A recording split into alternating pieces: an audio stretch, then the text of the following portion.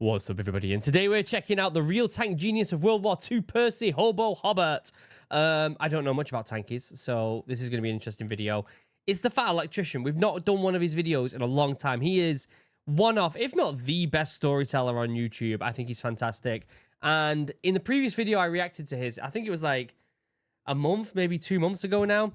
I said that it would be really nice for him to do some British military stuff. And here we are with Percy Hobart. I don't know who this individual is, but if it's a tank genius, he was part of the tankies, I'm sure, which as a Royal Marines commando, I don't really interact that much with tankies. So it will be interesting to watch this and see what it's all about. Before we get started, though, if you haven't already got yourself one of these incredible drinking vessels over at Chug, 10% off link down below, then you're genuinely missing out because these things are fantastic and they are selling like hotcakes. Selling like hotcakes. Where does that saying come from? Where does that saying come from? Anyway, they're selling really, really fast. And it's a small business here in the UK. So get one while you can if you want to look absolutely legendary while drinking your drink. Other than that, let's shut up. Let's pull this up and let's see what's going on. When I started this video, I just wanted to know how the tanks made it onto the beaches at D-Day, and what I found instead is one of the greatest anti-hero stories of all time, and it rewrote my understanding of history. Today we're talking about the man that quite literally wrote the book on armored warfare, a World War I veteran that was forced into early retirement because his fellow officers didn't like him very much. But after That happens a lot. That happens a lot, doesn't it, when officers are just not keen on regular infantry or regular personnel and they end up getting booted out or whatever. Happens way too much, doesn't it? Play. German tanks rampaged through France and North Africa utilizing their new blitzkrieg tactic. Winston Churchill himself would call upon this man to leave retirement and go toe-to-toe with the infamous German tank commanders Erwin Rommel and Heinz Guderian. Ladies and gentlemen, the hero of D-Day that you've probably never heard of, Major General Sir Percy Cleghorn Stanley Hobart. Look at their medals. Look at their medals. My God. My God. AKA Hobo. But first, a word from our sponsor. This video is brought to you by Delete Me. Delete Me is Let me get past the sponsor for you guys. He would then go on to fight in World War I. While there, in typical anti-hero fashion, he made a name for himself as being extremely effective, but unorthodox and disobedient at the same time. Because of this, many of the other British officers don't really care for him. Despite that, he makes it through World War I, ends up earning himself a military cross, and then in 1919, he goes off to college. I just want to put in perspective as well. It's much different earning a medal in the UK than it is in America. There's a lot more medals to be earned in the US. And so the US military, it's very common for someone to leave the military with like 4 or 5 medals. Like that's more common. And then I'm not going to say they're easier to get. There's just more of them. And because there's more of them and more variety, you can get them. Whereas here in the UK, to get a medal, it takes a lot. You've got to do something big to get a medal. Like they're not something that are just thrown around over here. So just bear that in mind. And I'm not taking away anything from the US medals at all. I'm just saying that there's less of them to achieve in the UK, and therefore you don't come away with many of them at the end of your career. Graduates from college 4 years later in 1923. He then volunteers to be an officer in the Royal Tank Corps. Now, he volunteered because most people did not want this position. And that's because at this point in time, a lot of the high-ranking British officers didn't see the true potential that tanks and armored vehicles had. They simply viewed them as a single tool for trench warfare to get from one trench to the other. They didn't realize that one day it was going to replace cavalry. Percy Hobart, on the other hand, was a visionary and saw its true potential, and that's why he volunteered. Not only that, he was also very vocal about this opinion, and he would actually persuade a lot of the younger soldiers to believe the same thing, which honestly isn't a very hard sell. The new guy joins the army and you're like, hey, quick question, did you want to ride a horse into battle or did you want to drive a fucking tank? Okay, everybody's picking a tank. And over time, his advocacy for change ends up making a lot of the old cavalry officers end up hating him because he's kind of trying to make them obsolete. And yeah, well, I mean, this is also during a time where cavalry is becoming obsolete in general anyway, right? We're getting this huge shift of technology. Like, it's crazy to think that from the start of World War I to the end of World War I, like, the technology leap is crazy. Like, legitimately crazy. They're going in with horses at the start and ending with tanks. Like, that's how much the advancement of tech. Now, take the start of World War I and the end of World War II. That change is even crazier, isn't it? Remember, at this point in time, the British officer corps is very, very cliquey. Like, they're socialites and gentlemen. They still are. They still 100% are. And they have to, you know, conduct themselves in a certain manner and all that BS. So when Hobart comes in and starts ruffling feathers, it upsets the entire officer corps, and they all pretty much hate him at this point. Despite that, he knows he's right, and he just keeps working on pioneering new tactics and new applications for tanks. Now, one of the few legitimate concerns about having tanks on the battlefield at this point in time was that they were basically autonomous. And what I mean by that is, once the tank crew got their orders, hopped in the tank, and took off, that was it, because tanks didn't have radios and stuff yet at this point in time. So once they left, you couldn't call them back, you couldn't change up the mission, they couldn't communicate with anybody outside of that tank. Just think about the radio technology and how quickly that changed as well within that time frame of World War One. It's just mental, isn't it? It's really, it just shows that innovation can happen quicker during wartime. Unfortunately, you would wish it was the opposite way, wouldn't you? But it's not.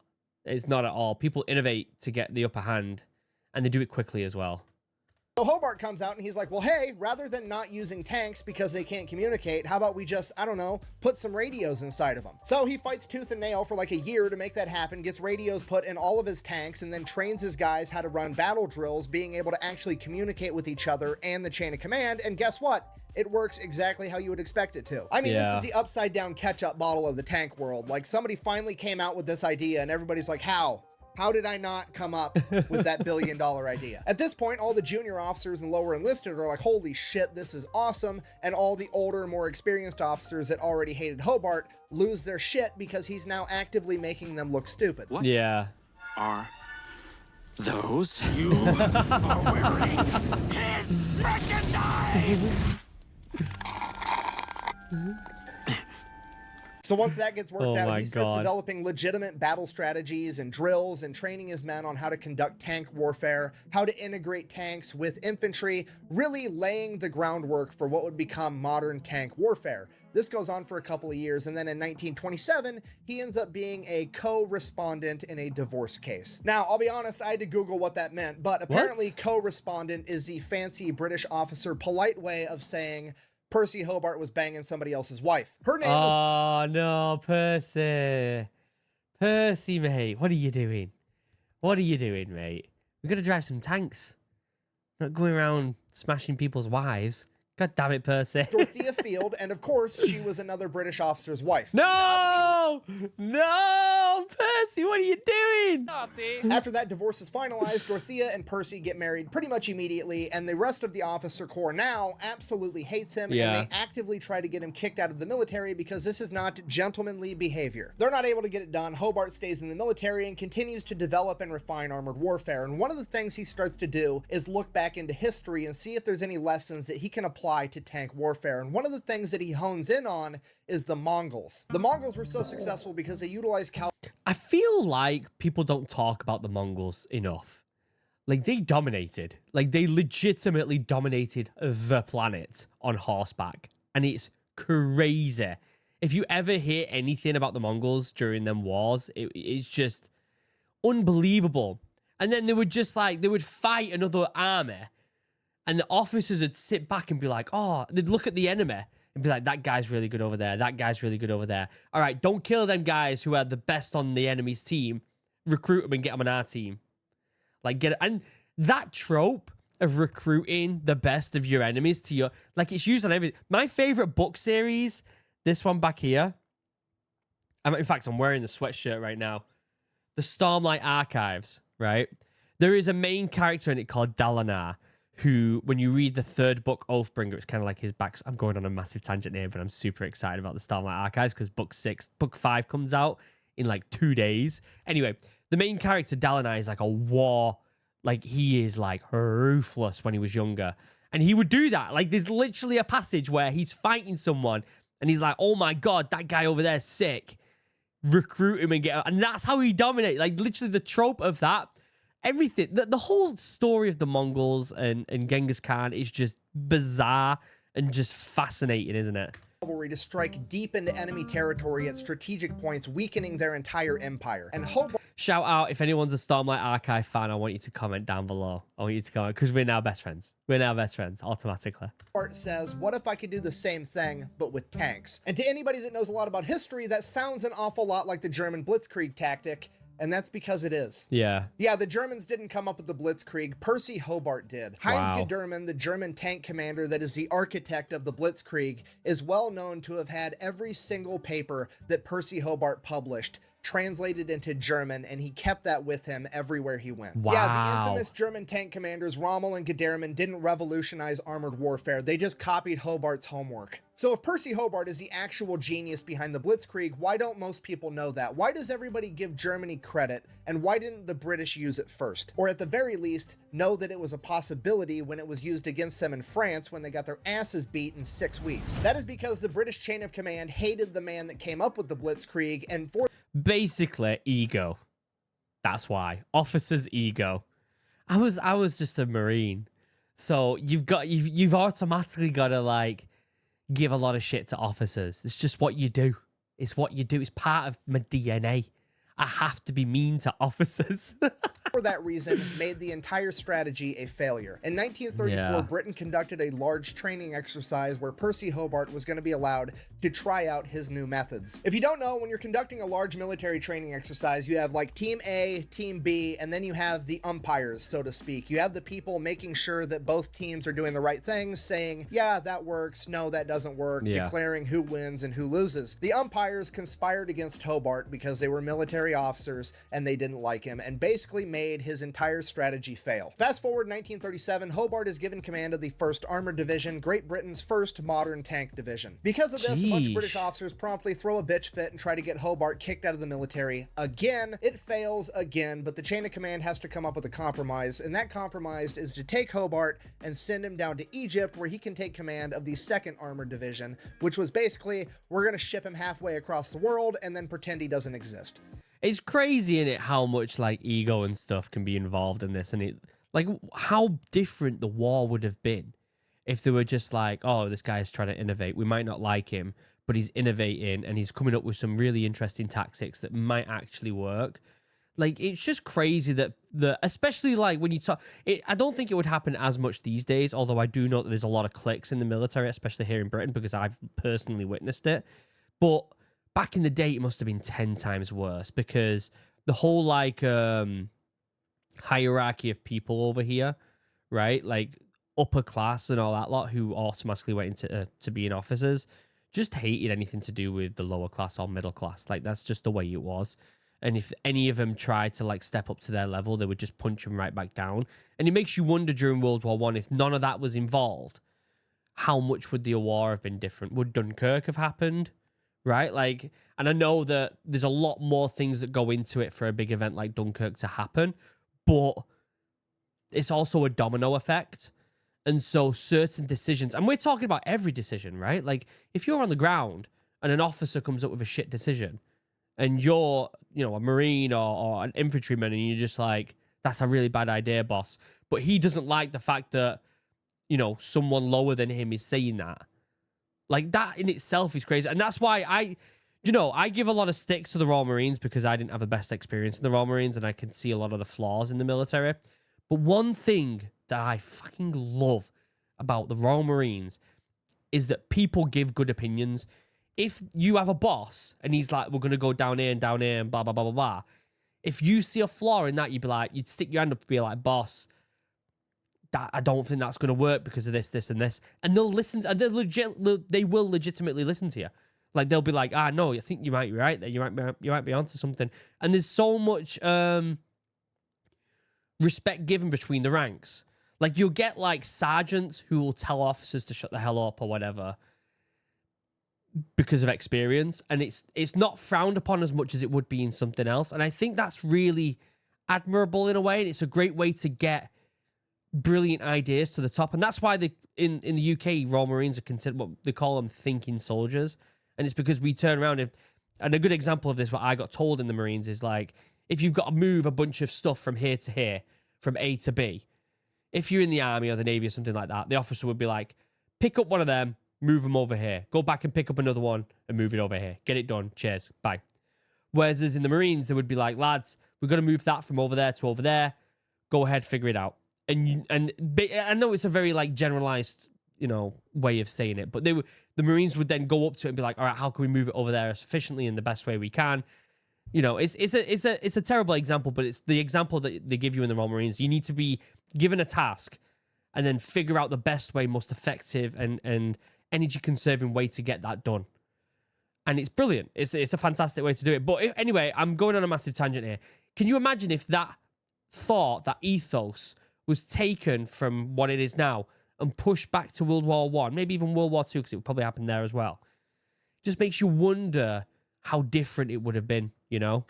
Out of sight, out of mind, right? So Hobart gets down to Egypt and it is a complete shit show because tanks are effectively replacing cavalry at this point. So it's cavalry officers that are running tank divisions, and they have chosen to not read any of the literature or training material that he has spent the last decade developing, and they are operating tanks like they are dragoons. If you don't know, a dragoon is kind of like cavalry, except it's not. They ride in on horses and then they dismount and go into battle on foot. And that's what the 2nd Armored Division is being trained to do. They roll up in the tank, and then the gunner and the loader stay in the tank while the rest of the crew gets out and fights like infantry while being a static target instead of a moving target, which is the entire point of being a fucking tank. The chain of command is effectively trying to do everything they can to make tanks look bad and ineffective, because by extension it makes Hobart look bad and ineffective. The running joke when Hobart gets there is that the Egyptian force is the Egyptian farce and the mobile division is the immobile division. But when Hobart shows up, he turns the entire thing around. Between 1930 and 1940, he trains this entire division how to actually conduct tank warfare, and they get super effective at it. And the men absolutely love him, because Percy Hobart is not only a great teacher, but he actually wants every man under his command to understand what they are doing and why they are doing it. When at this point in time, many other officers don't care about that. They just want you to shut up and follow orders. But Percy Hobart wants you to know what you should be doing and why you should be doing it. That way, if the chain of command ever fails, you can make intelligent decisions regarding what needs to be done. Thinking soldiers. I love it. They should make it into a TV show, which actually reminds me. Oh my God. Have you watched that? Let me find it real quick. That SAS TV show. Rogue Heroes. Have you seen this show? This one right here. SAS Rogue Heroes. It is absolutely phenomenal. And season 2's coming out soon. If you haven't watched this show, it's on BBC. I don't know how you would get it in the US or something like that. But basically, it's like the start of the Special Forces. And it's a bunch of commandos who go off and basically run riot themselves in Africa as Special Forces, SAS for the first time. It's probably one of the best military shows I've seen since Band of Brothers or something like that. There's seriousness and emotion in it, but there's also a lot of comedy. Like, I honestly cannot recommend it enough. It's absolutely brilliant.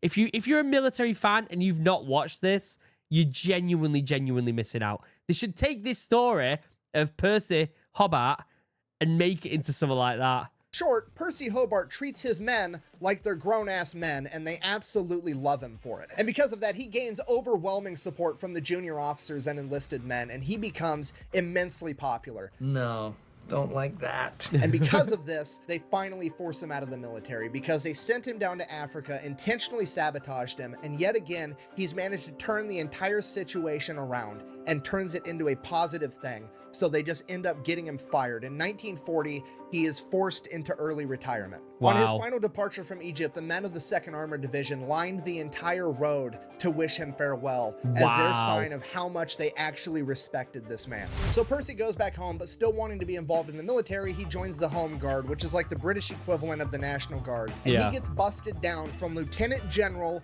to Corporal, which if you don't know military ranks is like going from CEO to front desk receptionist. Not that I'm trying to talk bad about receptionists, but I'm trying to give you an accurate depiction of what a drastic change in authority this is. 5 months after Hobart's forced into retirement, the German military rolls into France with tanks, utilizing the Blitzkrieg tactic that Percy Hobart designed, and completely stomps the British and the French army in a matter of 6 weeks. Erwin Rommel then goes and proceeds to rampage through North Africa, and the only people that even kind of slow him down are Hobart's men of the 2nd Armored Division that is now known as the 7th Armored Division, aka the Desert Rats. At this point,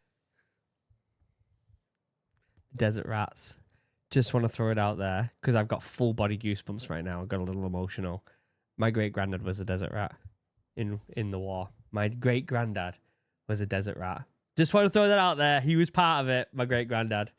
You know, my granddad still has memorabilia from when my great granddad was in the war. There is a dagger, a Nazi officer dagger that my great granddad managed to get off someone, and my granddad still got it. And there's other memorabilia that my great granddad managed to take from Nazis and Nazi officers. Yeah, my great granddad was a desert rat. There you go. I've never said that on the channel, but there you go.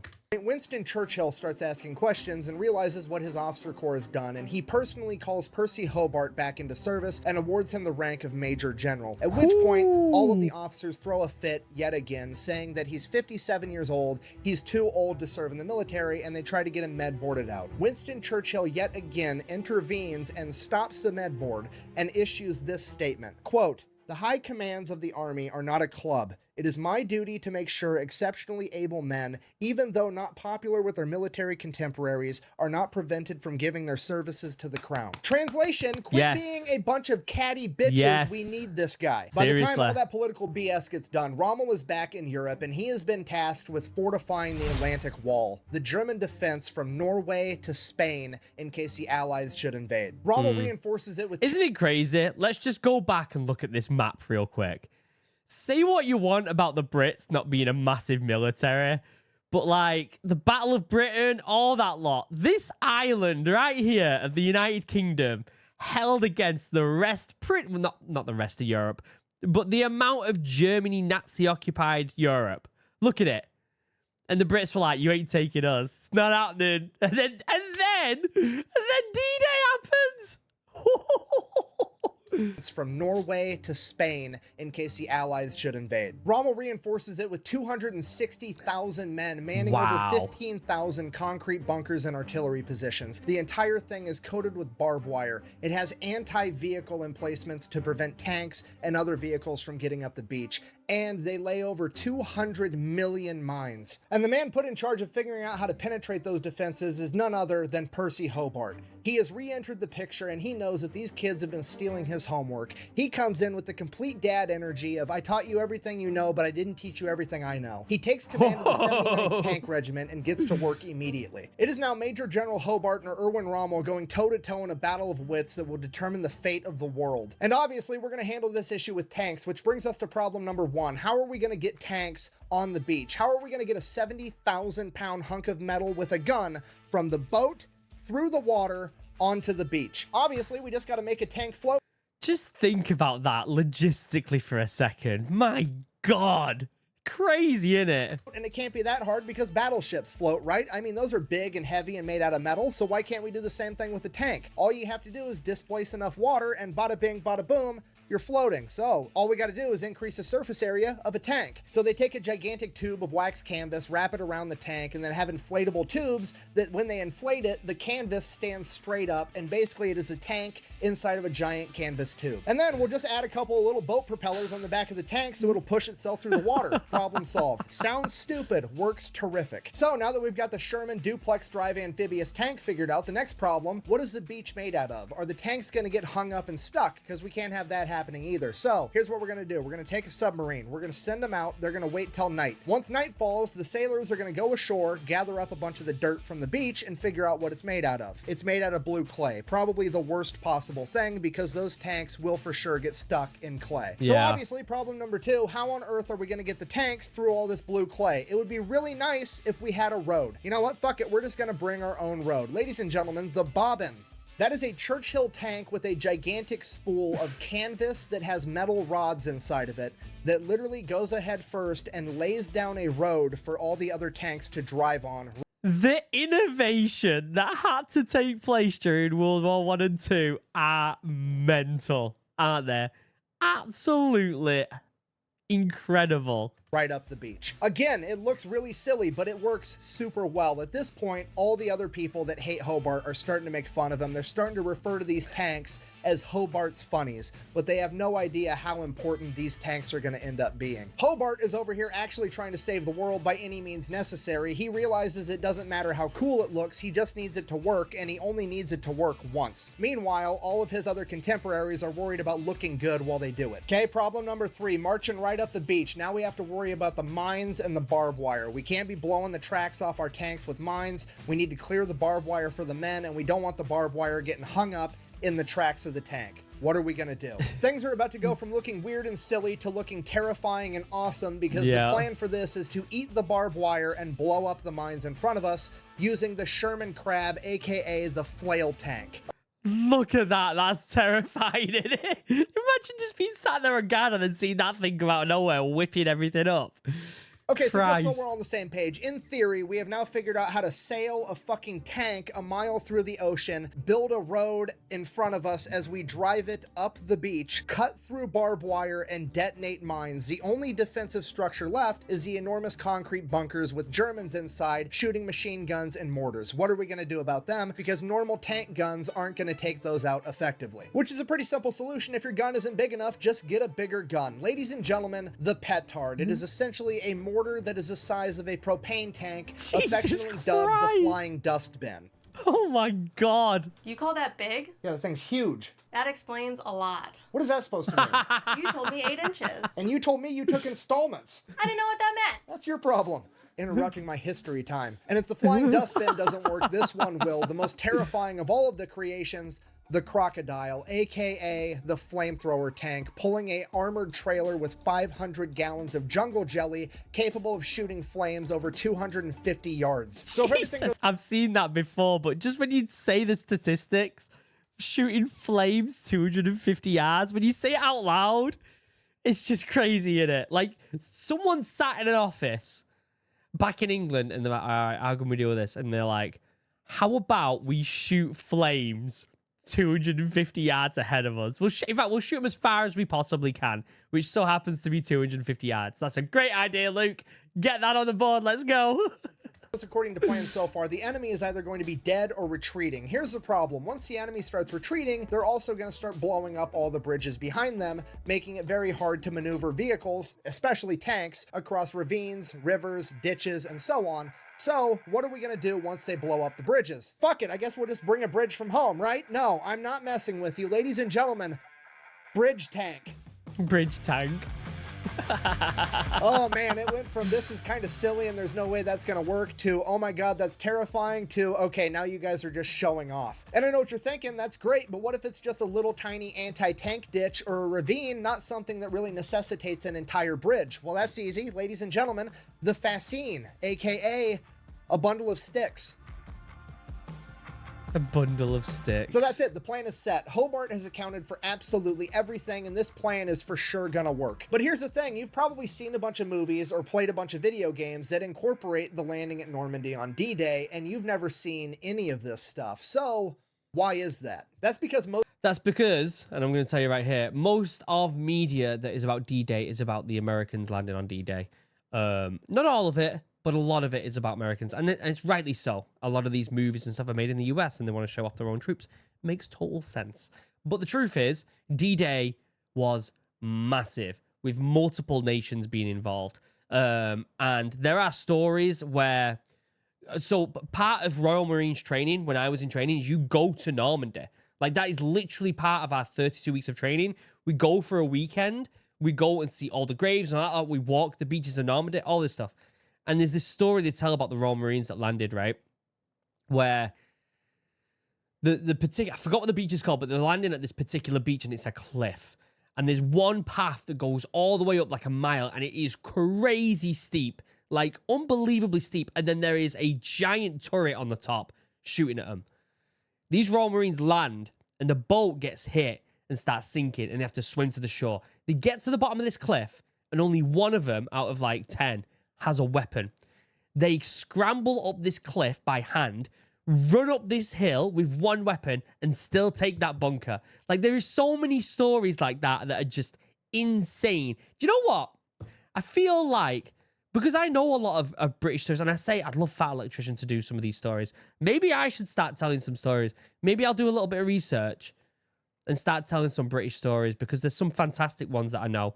I'd even love to tell the one about my dad, which, excuse me, was on a podcast that was amazing. But maybe I'll try and start trying to tell some stories. Let me know what you think about that in the comments. Movies and video games like Saving Private Ryan, for example, take place on Omaha Beach, which is one of the American beaches, and the Americans didn't have access to all of Hobart's tanks. Why is that? Well, some people believe that the American leadership saw it and said that it was stupid, not going to work, and they didn't want anything to do with them. However, that's a myth and it's completely untrue. Omar Bradley saw Hobart's inventions and requested all of them. Unfortunately, not enough could be made in time, and the only thing the American forces would be given for D-Day was the Sherman DD duplex drive amphibious tanks. Wow. And the reason that Hollywood focuses on Omaha Beach is because it's the most dramatic. It's the one beach of the 5 where absolutely everything went wrong. And believe it or not, one of the main things that went wrong was that the Sherman duplex drive tanks didn't make it. They got released too far off the beach and the seas were too rough, and a lot of them ended up sinking. Luckily, only 5 tankers drowned. The rest were able to escape and get picked back up by the boats. But it was a huge issue not having tanks on Omaha Beach, and it is part of the reason that Omaha was the deadliest beach on D-Day. There are stories of Omaha where it's just, you wouldn't eat. Like, I heard, and I don't know how true this is, but we got told this on that actual tour as well when I was there, is that a lot of these beaches like Omaha, yes, there were people who infiltrated, but there was a lot of big guns that the Nazis were shooting that stopped shooting purely out of the fact that they felt like they couldn't kill any more people. Like, they were just mowing down people, and there were apparently Nazis in there that were like, I can't do this. I literally cannot do this. And because of that, hesitation, they got taken down. Which I don't know how true that is, but they told us that on the tour. Even if one of them did that, it just goes to show how many lives were taken on D-Day. Like, them beaches must have been horrific. If you pay attention and you know what you're looking for, it's even referenced in the Saving Private Ryan movie. No armor has made it ashore. We got no DD tanks on the beach. Dog 1 is not open. So just so we're all on the same page, I gotta watch that film again. It's been so long since I've seen it. I've got to watch it again. The reason most people have never seen or heard about these things is because they weren't at Omaha Beach, and Hollywood focuses on Omaha Beach because it was the deadliest, most brutal battle. And the truth is, it's also because it was American troops. And when you get Hollywood involved, because they're all American companies for the most part, they do want to concentrate on their own people. And that makes total sense. That makes total sense on their part, to be honest. And I don't blame them for that.